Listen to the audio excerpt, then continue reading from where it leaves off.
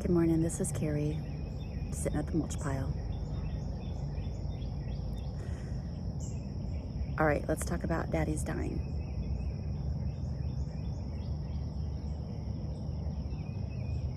Because all daddies die. It's really hard to put words around. And I'm gonna try. So forgive my awkwardness.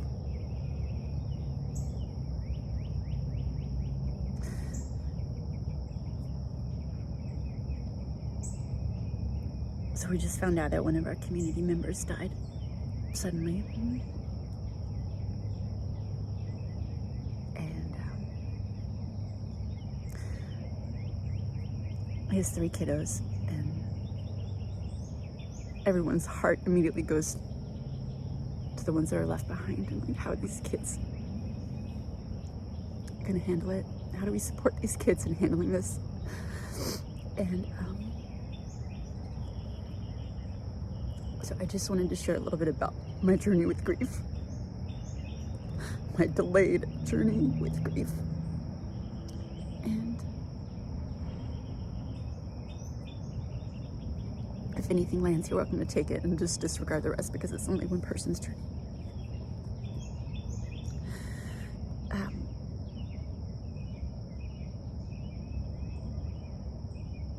So in offering support to these kiddos, I would be so mindful of the narrative of it's too soon,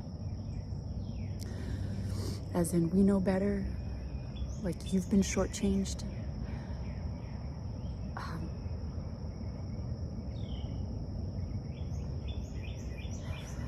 I know it's so awkward to figure out something to say, and it feels like the words are actually for us instead of them, because we're so moved to offer something helpful, soothing, understanding, compassionate. So the words that we offer, that it's too soon, I think that might reinforce in them the notion that they were shortchanged, which isn't true. It's not true for any of us in the big picture.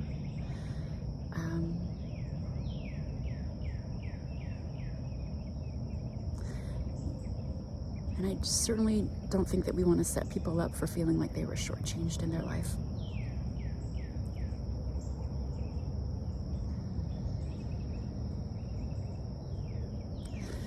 So I would be careful of that. Any notion or inclination to like explain things, I'm not sure about that.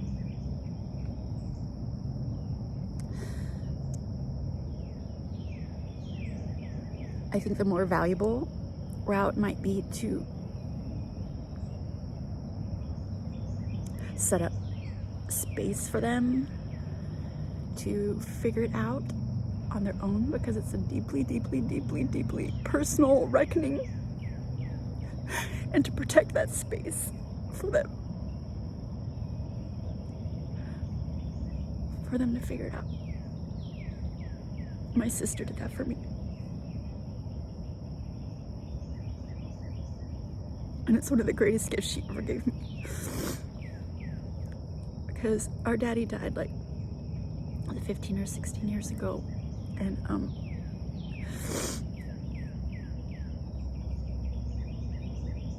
I was sad, and I was all the things at the time, you know,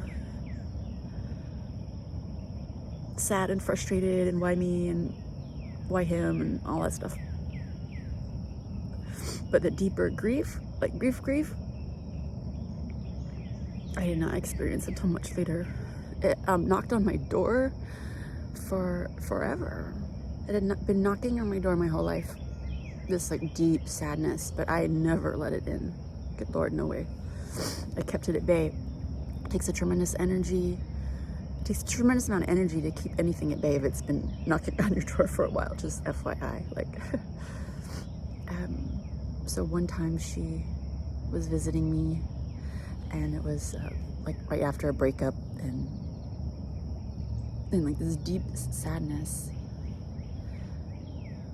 had been knocking on my door for so long that it had finally become like inevitable. Like I was gonna have to face it.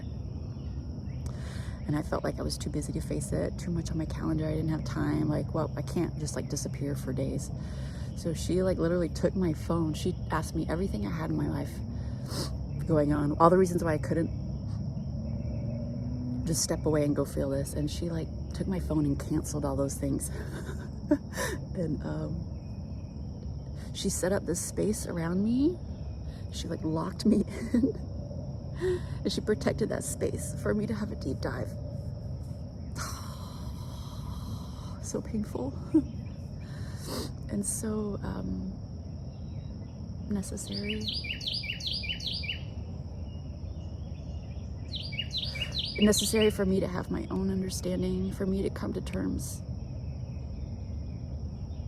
with the personal nature of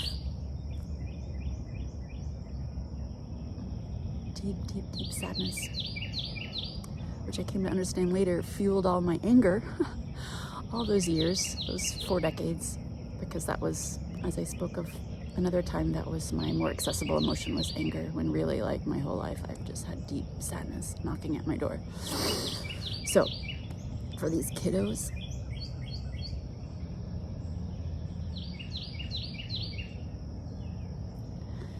I would say resist the urge to explain it in your words and protect space for them to understand it. Because it's going to come out a lot of ways. It's like, you know, like that like undifferentiated like ball of emotion that's like it doesn't have words yet, it doesn't have a face yet, so it comes out all kinds of ways. And so I would resist interpreting that too much as like she's angry right now, or like put like, you know, like oh, she's an angry kid or he's an angry kid. Like it's that's part of working it out, is seeing all the faces of it. So don't believe all the faces. Hold on to the deeper understanding and the deeper truth, which is, I mean, it's wordless, so I can't explain it, but don't believe all the faces of the processing. I think that's all I wanted to say.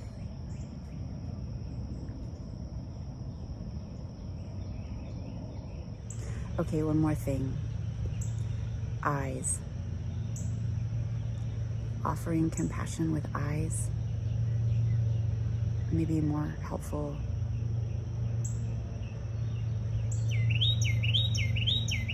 than trying to explain something with our mouths. When I think back on all, like who I got the most support from, some of it wasn't directly with words. Most of it wasn't. It was looking into the eyes of a knowing person. Because I felt so held in the gaze of someone who knows. Feel acceptance for all the messiness. Feel solidarity in the journey. And just this like understanding. Like people who have had their hearts deeply broken and have come to understand it in some way, like carry this knowing in them, and they can offer it to others in their being, not in their words, in their being. Sometimes in their words, if they're skillful enough, not me, but just in their being and in their eyes. I love you guys. I love your eyes. Have a good week.